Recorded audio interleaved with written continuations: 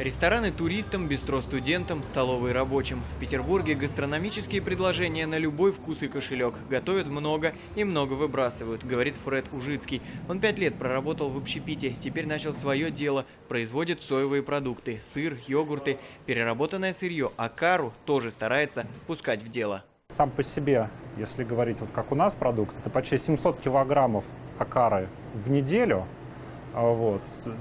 Могут пойти действительно людям на стол, и они его приготовят и получат от этого продукта то, что надо. Раздавать акару людям помогают волонтеры. Большие партии каждую неделю отвозят в Новодевичий монастырь. Те же активисты ежемесячно пристраивают больше 3 тонн блюд из ресторанов и кафе. У нас основная категория – это студенты общежития ГАСУ на Фонтанке и на Бойцова. Там 2 здания по 8 этажей, там студенты. И они практически весь сезон, пока они здесь, они приходят и забирают, и в общежитии все это реализуется.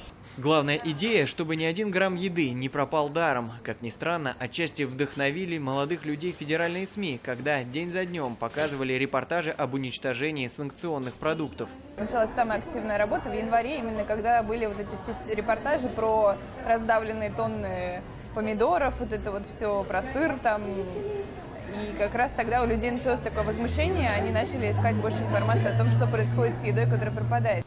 Сегодня только в Петербурге еду в конце рабочего дня волонтерам уже отдают порядка 50 заведений, и результатом довольны. Пару гарниров, супы, салаты. Это основной ассортимент. Приятно, что есть люди, которые могут приехать что-то забрать, отдать нуждающимся.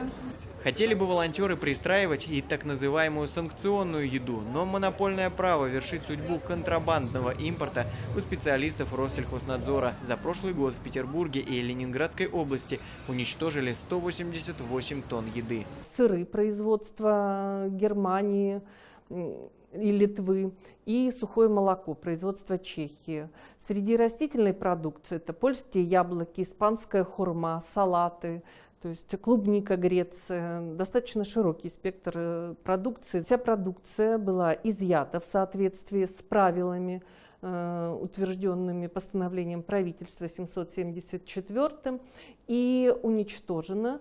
Эту политику пока не планируют прекращать. Продуктовые санкции продлили до конца 2017 года. Я бы, наверное, конечно, ратовала за то, чтобы ее раздавали каким-то образом.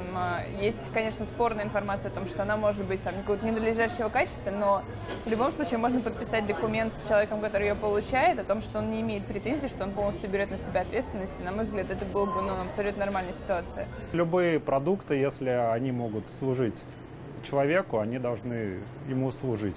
Потому что у нас проблема в стране недоедания достаточно большая, и у нас действительно до сих пор существует и дефицит белка во многих регионах.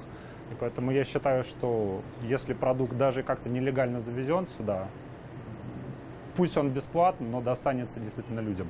Всего же в России за 2 года продуктовых санкций уничтожили больше 7 тысяч тонн еды. Поддерживают ли россияне на деле такую меру, мы спросили простых петербуржцев. Большинство людей сказали нет.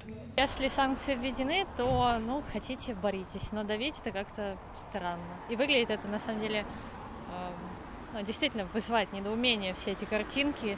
Владимир Степанов, «Настоящее время», Санкт-Петербург.